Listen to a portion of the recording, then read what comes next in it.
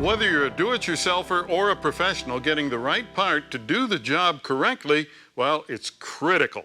And to give us some pointers about online shopping, we have Tom Taylor from Rock Auto. Tom, welcome to Goss's Garage. Thank you. All right, now, what are some of the advantages to shopping for your auto parts online? Selection is the big advantage. Even if you drive an older vehicle that may not be common in your area anymore, there's likely still parts for it available online. For example, this older Dakota pickup here, you can get engine parts, chassis parts, brake parts, and you can even get body parts like the tailgate we have pictured here.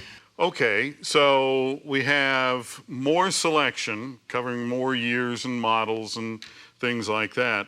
Also, I've noticed in some situations where you can pick the level of part that you want. Absolutely. You have a lot more choices, a lot bigger selection.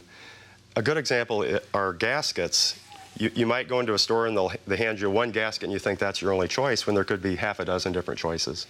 Well, this is a classic example here, a basic paper gasket, as opposed to this composition gasket.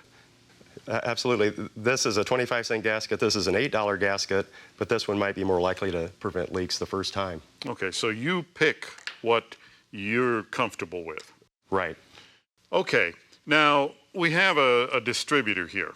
And how do you treat this? Is it just as an assembly, or can you buy individual parts, or how does it work? You can do both, and you can, before you replace the parts yourself or before you have your professional mechanic do it, you can decide, you can look online, see photos, find out what the different parts are called. You can, hey, this is the igniter or the ignition control module, this is the cap, this is the drive gear. You can decide you want to replace individual parts, or you can say, hey, I'll start fresh and get a completely remanufactured distributor.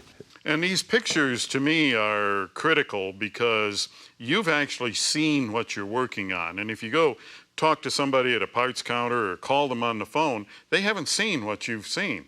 And online, you look at the picture and you match it up with what you have in your hand or what you've seen.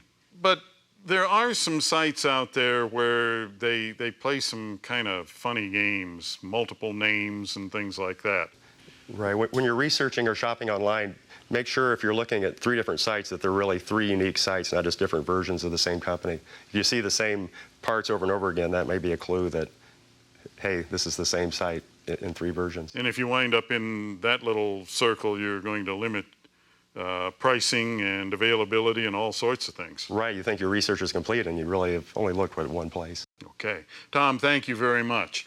And if you have a question or comment, drop me a line right here at MotorWeek.